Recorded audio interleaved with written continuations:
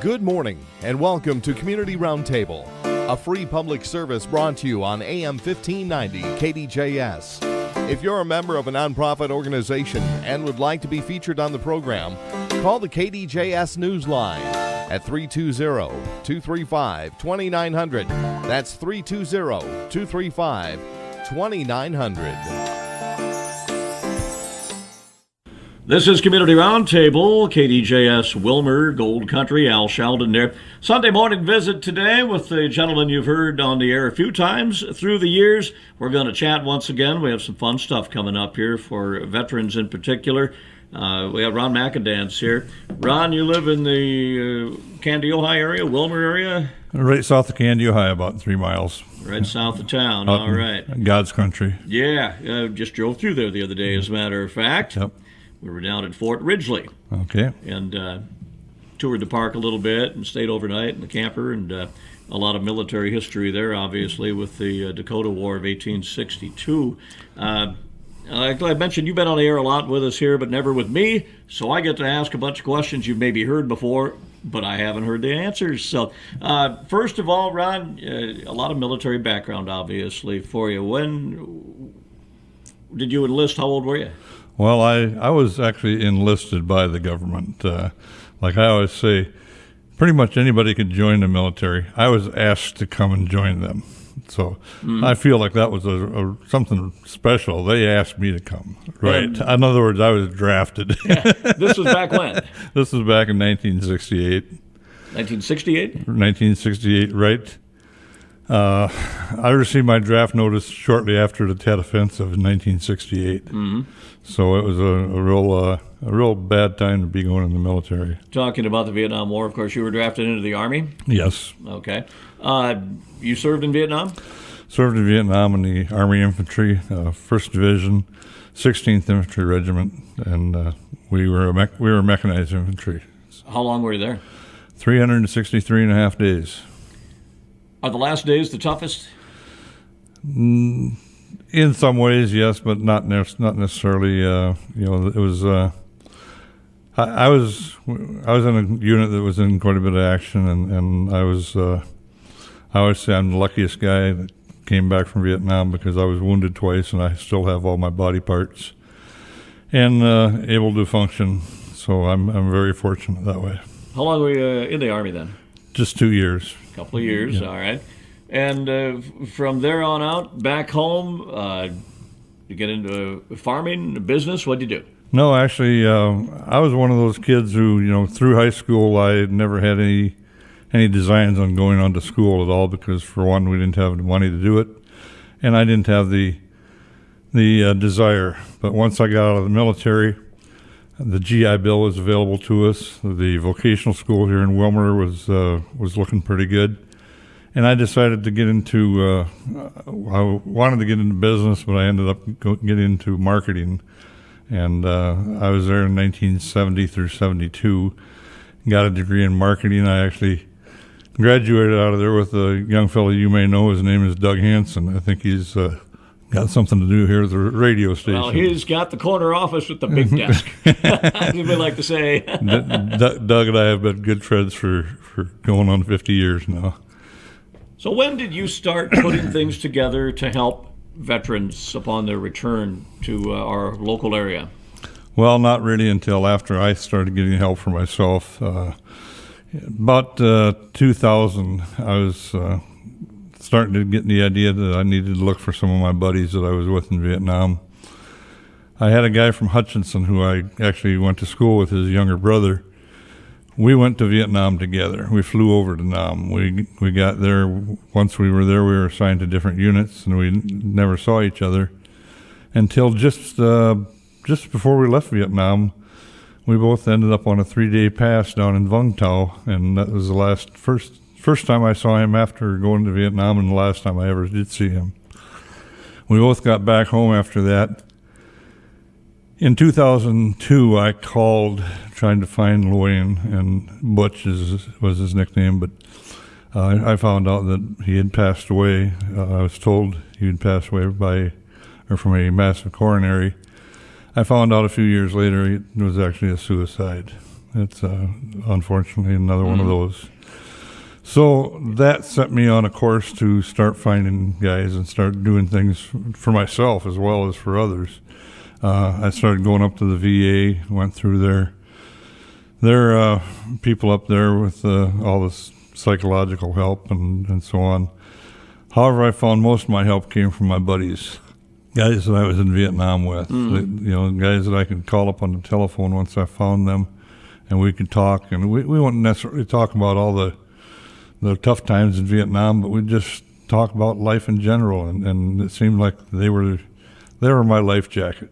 Those were the guys who helped pull me through all the things with the PTSD. At the time, I was working on the railroad, and about that time, the movie We Were Soldiers came out. If you've never seen that movie and you want to see a movie that depicts Vietnam as it really was, that's the closest thing I've come to seeing anything that way. Most of the others came out before that, Hamburger Hill and Platoon and all that stuff was all Hollywood. They didn't know what they were doing as far as I'm concerned. So anyway, once I got through to VA, which took about 2 years, and finally got disability for my PTSD, I made a solemn vow that I would help every veteran that I could to get through the VA system. And I've taken that as a lifelong mission, and I don't mean to sound boastful, but I've managed to help a number of guys get through the system. And a lot of guys don't know how to get help, don't know they need help. People like you are needed to help recognize that and extend a helping hand, gosh. Well, that's right, and a lot of the guys that I was with, not necessarily was actually with them in Vietnam, but the guys who were in Vietnam at the same time I was at, a lot of them to this day don't really feel that they need to go to the VA, and in some cases they don't, but in a lot of cases, if you're struggling out there with PTSD and there's so many guys that have been through 2 or 3 marriages, all that's has to do a lot of times with the Vietnam service. How do you describe the post-traumatic stress disorder, or PTSD? Well, they're starting to say now PTS instead of they're dropping the word disorder from it and just calling it post-traumatic stress. But it's it handles or it hits people in various different ways. But depression is one of the ways. Survivor guilt is a big one. A lot of us lost buddies over there. A lot of us, were with our buddies when they died. It was quite traumatic, but and it's hard to understand sometimes. Well, why did Joe die and I made it through? Mm-hmm. And a lot of the guys, unfortunately, came home and they found their help in a bottle or in drugs, and that turned out to be the worst thing in the world that they could do, because it just added to the problems. Are there things at home here that will set off some of that stress or trigger a memory? What's that like? For me, a lot of times watching, my wife will have a show on TV that's got violence in it. I have a lot of trouble with that. I don't like seeing people doing mean, ugly things to other people. Mm-hmm. That's hard for me. I have to get up and leave the room. It's I don't like watching war movies. It's just any of the shoot 'em up, bang bang stuff. I just soon be somewhere else when it's going on.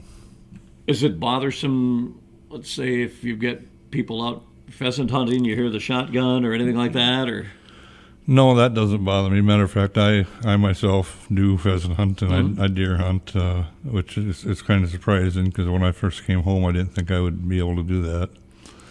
But I do pheasant hunt and I do deer hunt. I bow hunt mostly, but I do shotgun hunt a little bit with my grandson. One of the things that still gets me is I still have a startle reflex. You know, when I'll be out at the cemetery for a funeral, for a military funeral, and I know they're going to do the gun salute, but it still causes me to just jump a little bit when I hear that first volley go off, and it's you know, like I say, it's kind of crazy, but you know it's coming, but yet it's still there. When you're in Vietnam, I mean, was it 24/7 gunfire all the time, cannon fire, tanks, whatever? No, it wasn't constant combat, but the thing is, we were out in the field the whole time. You never knew when it was going to happen. When is your buddy going to get a sniper round? When are you going to run over a mine? When is, you're like I liken it to a white-tailed deer. You watch white-tailed deer moving through the woods, and they're on edge the whole time. They're always expecting something to happen. And first sign of anything, they're on the move. They're running. Mm-hmm. And in Vietnam, it was kind of similar to that. You had to be on your guard all the time because you just never knew, when the Viet Cong, teenage boy might come up to you with a grenade strapped to him or something, or and so it's real tough that way.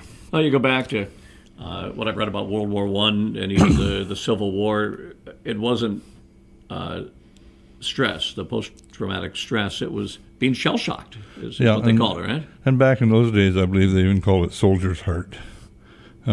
Shell shock, I think that came about, that term came about, I believe, during World War I. Mm-hmm. But there was various names for it, even as you go back into the medieval times. There was talk about, soldiers who had trouble with shell shock. I've read a lot of books about Vietnam and about combat, and it's stated that a number of the people in combat never actually ever fire their weapon at the enemy because they just can't do it. So it's a tough deal, and for those who do, it's a lot of guys can say, I offed so many of this and that and the other thing. You'll never hear me say that. Yeah. Unfortunately, I know there were combat situations where it was either shooter be shot, and you don't have much of a choice. You don't have a choice then. No. I've talked to a couple of people who were in the Middle East that were in that situation. It's like kill or be killed. Well, then your survival instincts are going to take over, I would say, right? Well, it's either they do or they don't. If they don't, you don't come home on foot. You come home in a bag.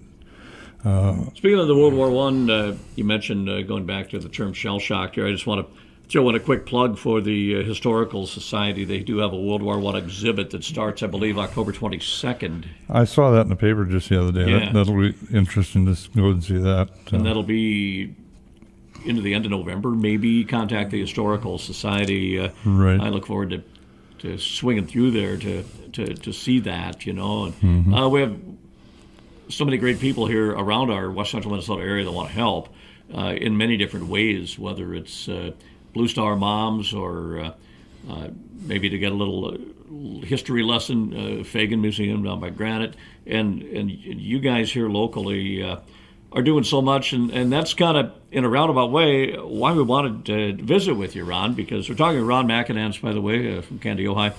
You've got a new thing started that'll be on Monday, the 15th of October. And this is to get veterans together. What's going on? Right. This is just something that I started up on my own. It's a free coffee and rolls for veterans from all services. I don't care if you were in the National Guard for 60 days and got an honorable discharge and were out, or if you served 30 years in the military and all that and served many tours overseas. All are welcome. All veterans are welcome. Spouses are welcome to come along. It's going to be free coffee and rolls at the community center here on the north side of Willmar, right next to the KDJS right next radio to us, station. You bet. That'll be Monday morning, the 15th, from 9:30 to 11 o'clock. Now, you're getting some help with the coffee and rolls. You got some folks that are stepping up to donate? Or I'm basically taking care of things on my own right now, but I'm working on those avenues to get some people help a lot with the donations for the coffee and rolls. If anybody listening wants to help, call us or call you. Again, Ron Mackedanz. Gosh darn it. Anybody wants to step forward, I have a hunch you'll find some takers, I'll have a donation jar out there by the coffee, so anybody wants to drop a $5 or something in there to help cover it. It's not going to be a big cost deal, but there is some cost involved, of course. The main thing is just to get the people together, right? Right. It's going to be a very informal thing. I'm not going to have any of the clubs, any of the veterans organizations are not going to be there with their agenda, although we may ask them to come in on a later date. My plan is to have this on October 15th, and then if it works out real well, I want to go ahead and have it on the first and third Mondays of every month after that.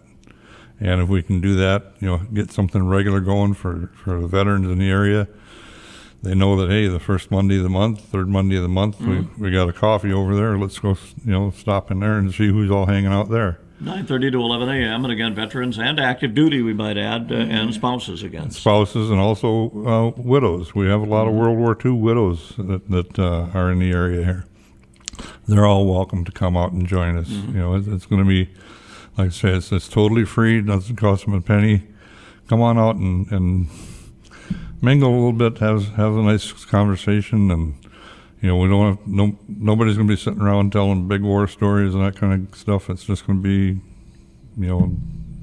talk about life. Yeah. Like I say, you've got to take yourself away from the daily routine just a little bit. Right. Were your parents or siblings involved in the military then too, or? My dad and two of his brothers were in during World War II. My dad served in Panama and over in France. One of my uncles was in Peleliu in the South Pacific. Another one was in the service. I know he was wounded, but I'm not sure just where he served at all. Out of my immediate family, my younger brother, Lauren, was in Vietnam for 6 months. He was not in combat.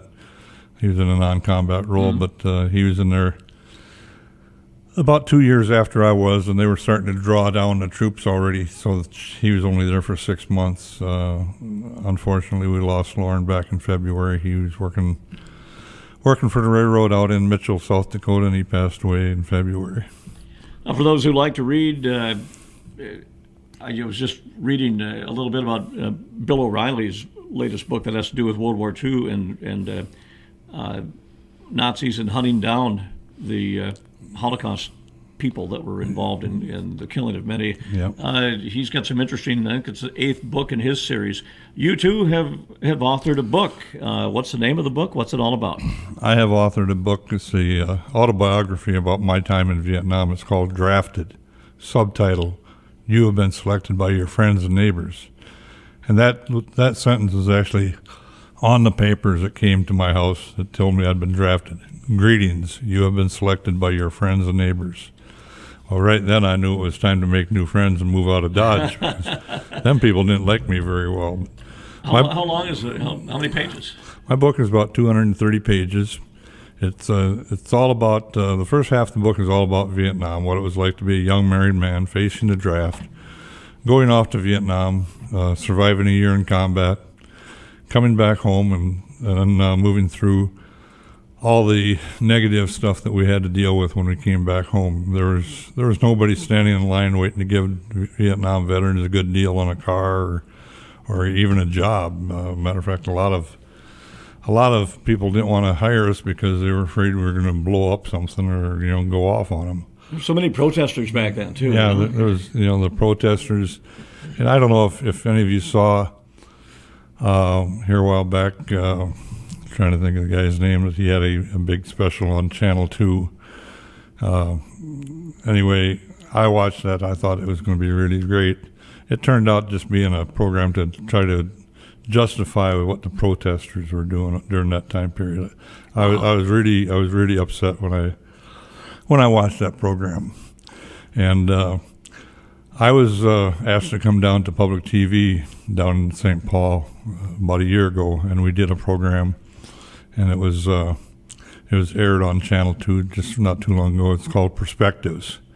If you ever get a chance to see that, there were about 8 of us that they interviewed on Channel 2. And we just told bit pieces about Vietnam, and they'd move from one of us to the next, and just keep going back and forth.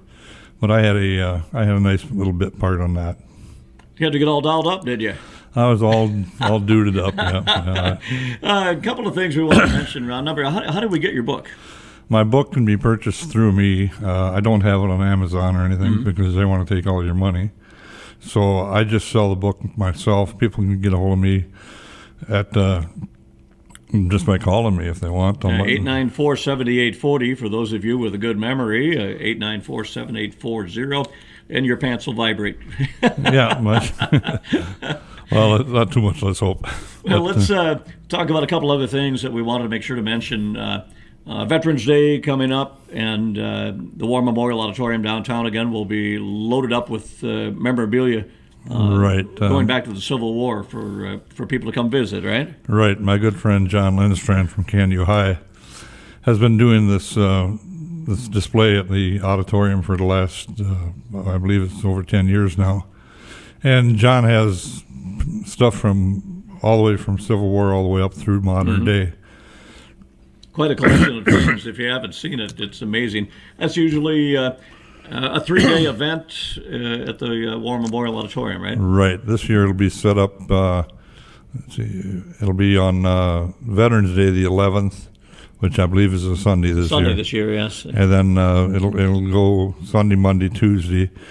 And John will have a program during that time period. It'll most likely be on Sunday. I don't know for sure, but is that like a free will offering then? Yes. John will have a box out there for free will offering, which helps him to cover some of his costs. It's quite an expense for him to put this thing on. Yeah, and it's been doing it a long time. It's really a great thing to see. John's very, how can I say, he is the most knowledgeable person that I know who never was in the service when it comes to military activities, military uniforms, all that sort of thing. John's a local expert when it comes to that stuff.